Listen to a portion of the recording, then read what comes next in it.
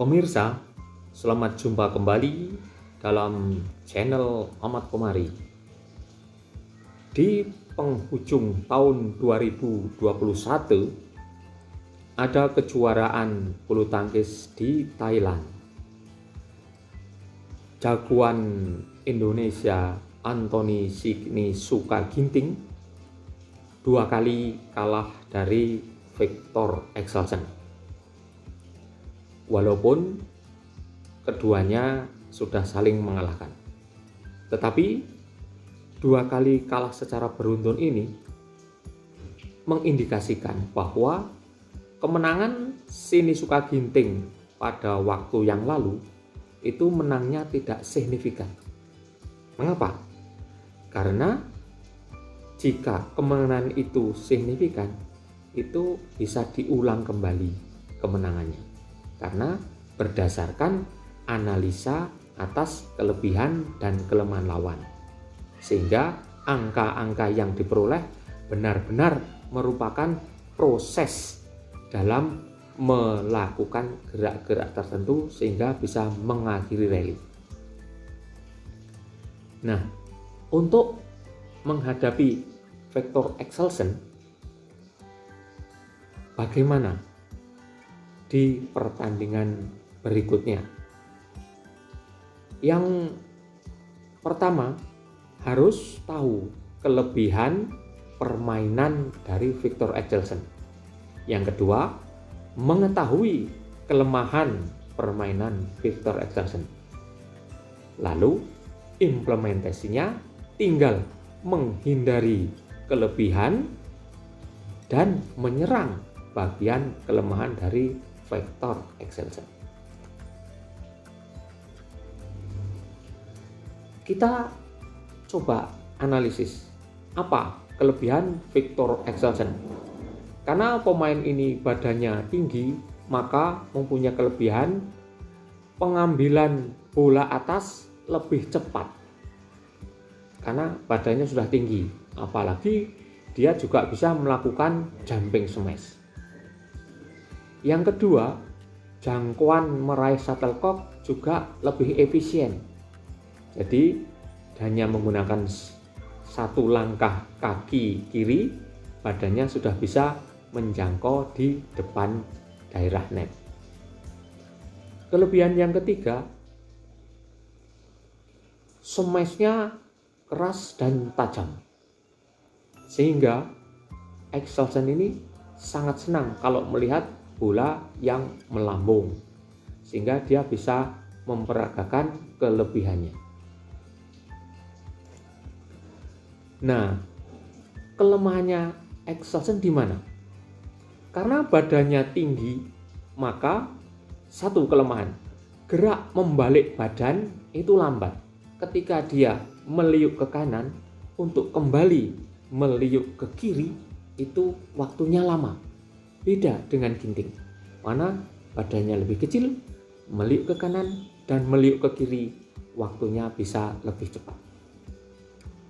Kelemahan yang kedua itu sasaran untuk di-smash pada body smash pada daerah persendian bahu sebelah kanan. Pada daerah itulah semakin tinggi seseorang, daerah persendian bahu itu terlihat dari seberang net. Semakin tinggi pemain, semakin besar radius yang bisa diserang dari seberangnya. Nah, karena radiusnya besar, itu menjadi sasaran tembak. Kelemahan yang ketiga, jarak daun raket Axelsen sampai ke sudut kiri depan net itu jaraknya paling jauh. Pada range itulah shuttlecock jika diarahkan, Axelsen pengambilannya cukup menyulitkan karena harus membungkuk badan cukup jauh. Kelemahan yang keempat, Axelsen badannya tinggi, tentu mempunyai berat badan yang berlebih dibanding Shini Sukaginting. Oleh karena itu, pasti badannya yang berat itu akan cepat menurun daya tahannya. Sekarang kita tinjau kelebihan Anthony Shini Sukaginting. Jadi, Anthony Shini Sukaginting harus percaya diri bahwa di dalam dirinya itu ada kelebihan dibanding lawannya. Dalam hal ini, Victor Axelsen. Kita sebagai warga negara Indonesia tentu harus membantu anak bangsa yang sedang berprestasi untuk meningkatkan dan menjaga prestasi tersebut. Oleh karena itu, melalui analisa ini, kelebihan Shini Sukaginting yang pertama, daya tahan. Yang kedua, kelincahan.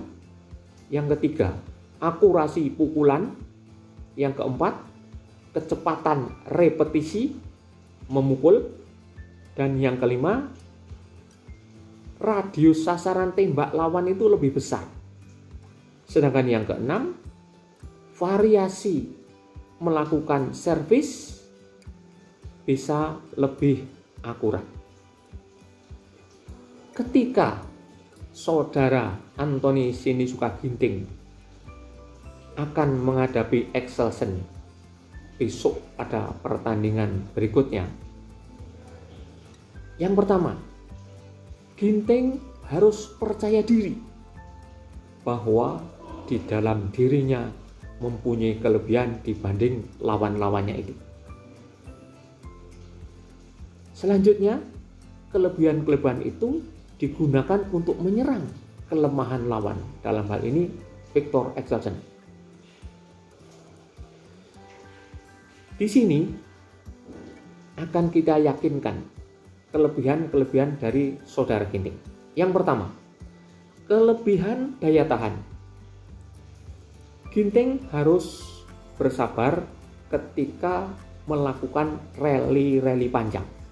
Ingat bahwa lawannya mempunyai badan yang lebih berat, sehingga kalau harus melakukan rally panjang dengan durasi waktu yang sama, tentu daya tahannya akan cepat menurun. Dengan kata lain, lawan saudara akan cepat lelah. Maka dalam melakukan rally, buatlah arah bola yang memaksa lawan menuju sudut-sudut lapangan. Badan lawan dibuat meliuk dengan saudara Ginting mengarahkan shuttlecock ke arah kanan, ke arah kiri, ke arah depan net maupun ke belakang. Dengan badan yang meliuk, seseorang Axelsen itu akan mengalami kesulitan. Dengan kata lain, gerakannya memerlukan waktu yang lebih lambat. Kelebihan yang kedua, kelincahan.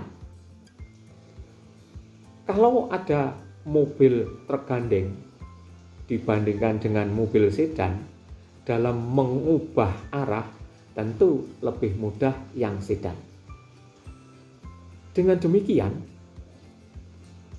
seorang Shini Sukaginting itu ketika membalik badan dari gerak ke kanan maupun ke kiri, gerakannya lebih cepat dibanding lawannya Axelsen yang tubuhnya panjang, ketika meliuk ke kanan, kembali meliuk ke kiri, atau merubah arah, waktunya lama. Sedangkan dalam permainan bulu tangkis, kemampuan mengubah arah ini sangat banyak digunakan. Oleh karena itu, kelebihan ini harus dimanfaatkan oleh Shini Sukaginting. Kelebihan yang ketiga yaitu kecermatan. Kita tahu Ginting badannya relatif lebih kecil, sehingga tangannya juga lebih ringan dibanding Viktor Axelsen. Ketika memukul netting itu Ginting mempunyai fluktuasi gerak netting yang lebih sedikit dibanding lawannya.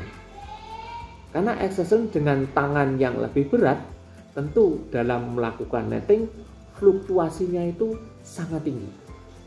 Sehingga konsistensi untuk bisa memukul netting bergulir di bibir net lebih banyak kemungkinannya dilakukan oleh Sinisuka Ginting.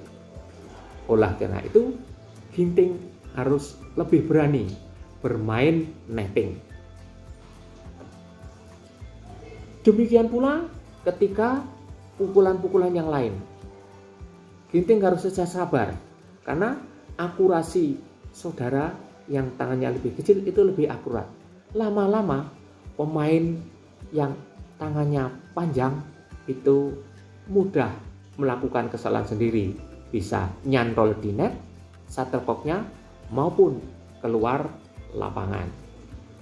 Kelebihan yang keempat itu kecepatan repetisi gerak. Tangan saudara Ginting itu lebih pendek, melakukan pukulan berkali-kali ini lebih cepat dibanding lawannya. Oleh karena itu, dalam beberapa pertemuan ketika adu drive, Ginting banyak menangnya.